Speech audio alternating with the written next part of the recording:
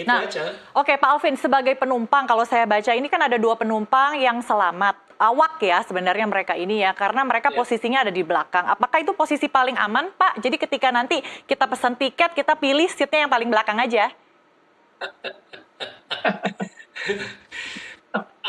Begini, memang dari berbagai organisasi sudah pernah melakukan kajian ya tentang fatalitas. Memang ada sedikit perbedaan bahwa yang duduk di belakang itu kemungkinan survivalnya sedikit lebih tinggi daripada yang duduk di tengah atau di depan. Tapi kembali lagi, itu bukan jaminan. Kalau toh itu ada persentasinya berbeda itu sekitar 2%, 3%. Tapi memang biasanya kalau pesawat crash itu kan menabrak depannya dulu. Maka dari itu black box itu ditempatkan di belakang, di bagian ekor. Tapi tidak ada jaminan juga bahwa di bagian belakang ini pasti survive. Itu tidak. Oke, Secara ilmiah belum bisa dibuktikan. Demikian, Mbak. Kapten Libong, apakah Anda sepakat itu tidak bisa jadi acuan duduk di belakang? Karena kalau iya, nanti untuk kursi bisnis kelas, first class nggak laku ya.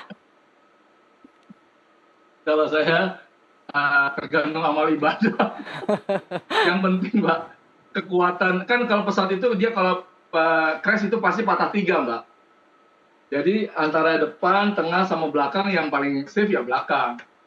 Jadi kalau kita memang kayak itu kan pramugari duduk paling belakang dan dia menghadapnya kan ke Ekor pesawat. arah belakang kalau salah. Dia terbalik sama penumpang. Jadi mungkin itu terlempar dia lepas. Kan didapetin kan juga sama rescue-nya masih diikat di dalam itu. Jadi yang belakang itu mungkin dia terpental, Mbak. Jadi bisa selamat 2 pramugari. Kalau enggak, kalau lihat tabrakannya dengan tembok itu terbakar, kemungkinan kecil orang bisa hidup, Mbak, kalau dia masih tetap di dalam impact itu. Oke. Jadi menurut saya kursi bukan jaminan, yang terpenting adalah kita berdoa dulu sebelum naik pesawat itu, Mbak. Baik, Kapten Limbong dan juga Pak Alvin, kita akan jeda dulu untuk azan maghrib ya. Saatnya kita juga mengumpulkan amal ibadah. NTV Prime masih akan segera kembali. Tetaplah bersama kami. Terima kasih Anda masih bersama kami di NTV Prime. Dialog akan kembali kami lanjutkan di tahun ini, di Desember 2024, rentetan peristiwa kecelakaan pesawat terjadi. Setidaknya ada 4 kecelakaan pesawat dalam 1 hari dan 6 kecelakaan pesawat sepanjang Desember 2024. Tentunya hal ini menimbulkan kekhawatiran keselamatan penumpang. Kapten Limbong, kalau misalnya tadi sudah kita bahas ya bagaimana standarisasi Korea Selatan terhadap penerbangan ini sangat-sangat baik gitu. Menurut Anda kalau di Indonesia di tanah air sendiri sudah sejauh mana standarisasi terhadap keselamatan dan keamanan penumpang pesawat? Cukup bagus sekarang, Mbak. Sudah lebih standarnya lebih tinggi dan kita juga sudah dari tahun berapa sudah ada CRM, Crew Resource Management, jadi kita di training lagi untuk kerjasama antara pilot, co-pilot, dengan pramugari, dengan engineer. Jadi benar-benar harus saling mensupport, nggak ada lagi, wah dia senior atau dia ditakutin atau dia nggak bisa ditegur. Apapun yang kita lakukan harus saling kerjasama. Misalnya saya sebagai kapten terbang mendarat, co-pilot tidak setuju, dia bilang go around, kita harus go around walaupun kita yakin bisa mendarat. Jadi standar itu sudah dilakukan sejak saya kira udah 20 tahun terakhir ini lebih baik di Indonesia dan safety-nya diutamakan. Makanya mudah-mudahan jangan ada lagi lah Mbak terjadi kecelakaan di manapun, bukan hanya di luar negeri tapi di bangsa kita. Tapi kayak pada saat pandemi COVID-19 itu kan ada banyak sekali pilot ya, awak penerbangan yang dirumahkan. Dan kemudian setelah pulih banyak sekali nih orang-orang yang berpergian, sehingga banyak sekali demand ya terhadap pilot. Dan apakah ini juga menjadi salah satu faktor bagaimana awak penerbangan ini bekerja lebih dari jam yang mereka mampu handle begitu? Semuanya tergantung pribadi pilotnya masing-masing. Kita kan punya standar sebulan 80 jam, setahun 1050. Kalau kita mau ikutin aturan ya walaupun perusahaan memaksa kita kerja rodi ya jangan mau lah Mbak. Walaupun dibayar ya, tapi ada juga oknum pilot mungkin yang kepengen berpendapatan lebih, dia paksakan terbang. Tapi kalau sekarang hukumnya itu sudah perusahaan juga nggak berani main-main. Jadi limitasi setiap bulan itu setiap minggu dan setiap bulan jam terbang pilot itu pasti dibatasi. Kalau ketahuan sama perhubungan, pasti perusahaannya kena teguran gitu. Baik, Pak Alvin, Anda sepakat dengan Kapten Limbong kalau standar penerbangan di tanah air kita ini sudah semakin membaik dari tahun ke tahun? Audionya, Pak. Oke, ya, kita memang pernah kena sanksi sehingga kita dinilai sebagai non-compliant, tidak memenuhi standar. Tapi setahu saya, kalau nggak salah tahun 2018, itu kita sudah kembali, kita diaudit oleh ICAO dan sudah kembali masuk kategori 1 yaitu compliant, dan nilai rata-rata nilai kita ini sudah jauh di atas rata-rata standar. Jadi bukan sekedar memenuhi syarat tapi jauh di atas syarat minimum. Dan jangan lupa pada bulan Agustus 2024 kemarin ini kita juga diaudit lagi oleh ICAO, karena secara rutin negara-negara anggota ICAO ini di audit, bukan hanya airline-nya, regulatornya, airport-nya, ATC-nya, semuanya diaudit, karena keselamatan penerbangan ini bukan hanya pada airline saja, airport-nya juga, ATC-nya juga, regulatornya juga. Regulator itu organisasinya, peraturannya, kompetensi manusianya, itu sangat komprehensif. Dan saya bersyukur hasil dari audit tahun 2024 ini juga Indonesia mampu mempertahankan kinerjanya. Jadi tidak ada yang perlu dikhawatirkan, kita bukan hanya memenuhi syarat, kita jauh di atas persyaratan minimum. Dan kalau tadi disebut jumlah penerbangan naik dan sebagainya, saya berpegang pada statistik yang resmi saja. Pada tahun 2023, tahun lalu, yang 2024 kan belum selesai ya, jumlah penumpang domestik dari jumlah tiket terjual itu baru 66 juta. Itu masih jauh di bawah tahun 2019 yang sekitar 90 juta. Dan kalaupun ini naik tahun 2024 ini naik 10% kayak 15%, ini masih di bawah tahun 2019.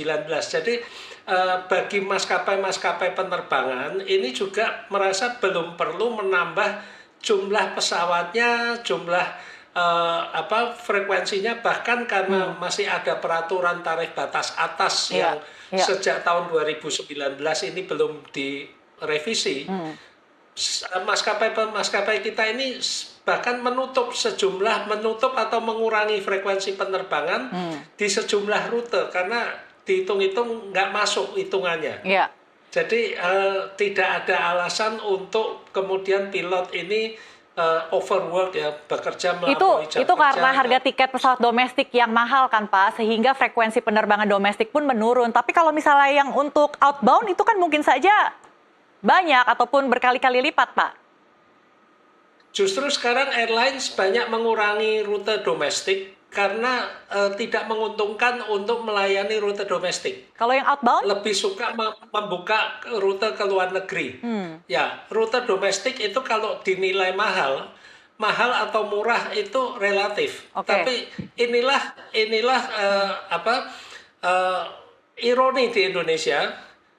Ada yang mengatakan mahal, tapi bagi airlines itu sudah tidak masuk akal. Ingat, tarif yang berlaku sekarang ini sudah berlaku sejak tahun 2019 dengan asumsi harga afturnya Rp9.500 per liter dan dolarnya 12.500. Nah, ini bagi airline lebih baik nggak terbang kalau dengan perhitungan harga seperti ini. Karena kalau mereka makanya di Indonesia ini pilot yang menganggur, yang sudah lulus sekolah, menganggur belum dapat pekerjaan ini ribuan. Jadi tidak ada alasan ya kalau misalnya saya sangat prihatin. Overwork untuk pilotnya. Kapten Limbong, kalau tadi sempat disampaikan oleh Pak Alvin untuk mengetahui rahasia di balik kecelakaan pesawat Jeju ini adalah harus mencermati apa yang ada dalam black box. Kira-kira butuh berapa lama dan apakah apa yang bisa diketahui dari black box ini? Apa yang bisa ditemui? Ya, kalau black box itu kan warnanya orange, di situ semua ada data dari mulai percakapan, cockpit voice recorder sama data-data semua apa yang terjadi, apa yang rusak itu sudah didata. Kalau dibuka ya sebulan ini bisa tahu, tapi kalau untuk investigasi lebih dalam lagi 1 tahun itu Mbak, butuh waktu 6 bulan sampai 1 tahun bisa mengetahui apa kesalahannya di mana saja, Hmm.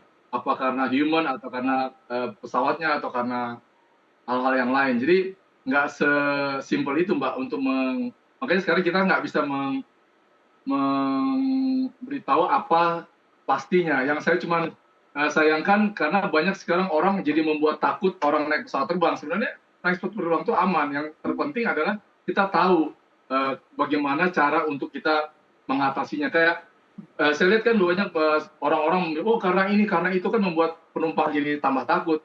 Nah saya bilang kecelakaan ini bisa terjadi di mana saja. Tapi untuk Jeju ini yang saya bilang tadi, seperti saya ceritakan tadi, sebabnya itu pasti antara 3 hal itu, human error, pesawatnya atau burung atau cuaca. Tapi yang kalau menurut saya tadi pilotnya 7 menit lagi kembali ya, saya nggak bisa menyimpulkan, tapi Mbak bisa menganalisa sendiri apa kira-kira sebab terbesar terjadinya Jeju Airline ini bisa mengakibatkan banyak sekali korban jiwa. Karena kalau pesawat terbang kecelakaan itu yang dihitung oleh dunia, Mbak, itu berapa korban jiwanya, bukan berapa besar rusaknya. Kalau rusak sebagaimanapun kayak Suli itu Iya. kan dia mendarat di laut, tapi kan 1 orang pun nggak ada yang meninggal. Kalau ini kayak kemarin yang ditembak rudal Kazakhstan juga nggak Oke. semua mati, yang begitu ramai. Kalau ini cuma 2 pramugari itu juga keberuntungan itu pasti. Jadi Oke, Captain. jangan takut naik pesawat, yang terpenting. Iya, Nah, nggak takut, nggak takut. Tapi kalau misalnya butuh waktu lama untuk menganalisa black box, apakah akan lebih mudah? Kan biasanya di kokpit itu ada alat perekam suara ya, sehingga bisa mengetahui percakapan atau ya. komunikasi antar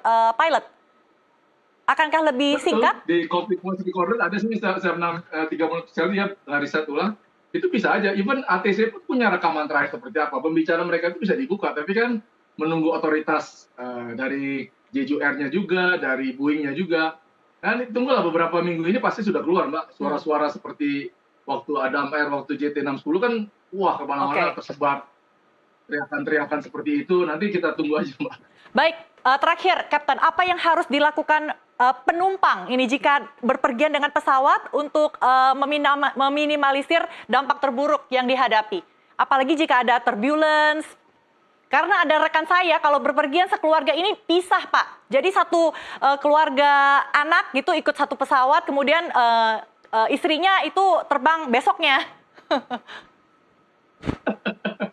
Ya nggak usah terlalu paranoid ya, dimanapun bisa terjadi hal-hal terburuk, tetapi kalau kita tahu kalau terbang di musim hujan itu, di musim apapun sebenarnya sama aja. Bagi pilot itu, kalau di musim hujan kita harus ekstra hati-hati. Tetapi kalau namanya musibah atau kecelakaan yang nggak ada yang bisa tahu. Yang terpenting adalah kita kalau berangkat sama keluarga itu, terutama kita berserah diri lah, berdoa, dan baru kita pilih penerbangan yang sesuai dengan apa yang nyaman di hati kita. Jangan pilih penerbangan murah tapi deg-degan takut, tapi penerbangan mahal lebih aman. Nggak, belum tentu juga, bukan karena harga, tapi karena kita ada damai sejahtera gimana kita mau berangkat terbang, kita bersama keluarga, nggak usah sampai pisah-pisah begitu, nanti tiba-tiba kejadian apa-apa malah lebih repot, Mbak. Nggak ada. Transportasi teraman di dunia sampai hari ini adalah masih pesawat terbang. Baik, Itu dari saya demikian. terima kasih Kapten Edward F. Limbong dan juga Pak Alvin Lee, pemerhati penerbangan. Terima kasih telah memberikan penjelasan yang begitu komprehensif dan juga jelas. Terima kasih, selamat malam Bapak-Bapak. Selamat malam. Terima kasih Pak Alvin. Baik, pemirsa jangan kemana-mana, NTV Prime masih akan segera kembali, tetaplah bersama kami.